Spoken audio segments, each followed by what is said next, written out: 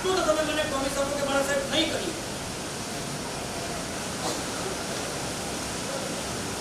મને ખાલી એટલું મને કહી શકો કે મારા સાહેબ 500 રૂપિયાના નુકસાનથી હું ક્યારે પણ મને ડિસ્ટર્બ નહીં કરું.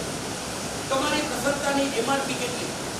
દુનિયામાં તમામ વસ્તુની એમઆરપી, તમારી પ્રસન્નતાની એમઆરપી કેટલી? સાહેબ આટલા રૂપિયાના નુકસાનથી હું મારા મનને 100% ડિસ્ટર્બ નહીં કરું. બેનો તમારા મનની પ્રસન્નતાની એમઆરપી કેટલી?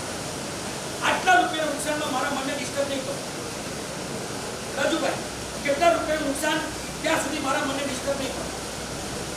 તમારું નામ પરેશભાઈ કેટલા રૂપિયાનું નુકસાન કે મારા મનને ડિસ્ટર્બ નહીં કરું. કોઈ આંકડો આપશો 500 રૂપિયા સુધી ખરો?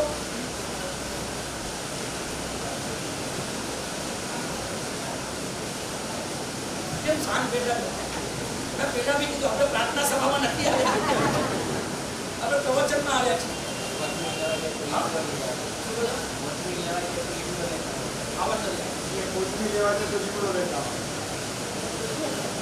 જે હોય ઈ લાવે. કોથમીર લેવા ગયા લીમડો લઈ આવે. શું તમે હે? અરે એ તો ઈ તો બહુ હોશિયાર. આ ભાઈના પત્ની નથી આવ્યા એટલે આટલું ખોટું પડે છે. 100% ખબર પડી જાય. આવો તમે આવે છે તો બસ કોથમીરને તમારા લીમડા ગયા. નહીં મને બોલો ને, મનનું આટલું ડિસ્ટર્બન્સ કેમ? તમને ખબર છે તમે દેરાસરમાં જાઓ તો તમારા મન ઠેકાણા નથી રહેતા.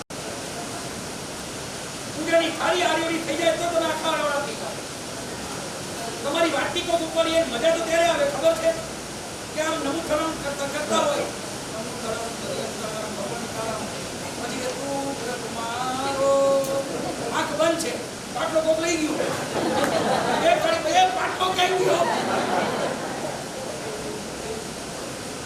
કેમ ભગવાન સાથે કનેક્ટ થઈ ગયા? પાટલો લઈ ગયો, વાંધો શું છે? લઈ ગયો, શું ફરક પડે છે? ચપ્પલ લઈ જાય તો તમે હલી જાઓ. અરે શું કહેવાય, પાટલો લઈ જાય તોય તમે હલી જાઓ. બે બટન તૂટી જાય ખૂટતા તો તમે હલી જાઓ.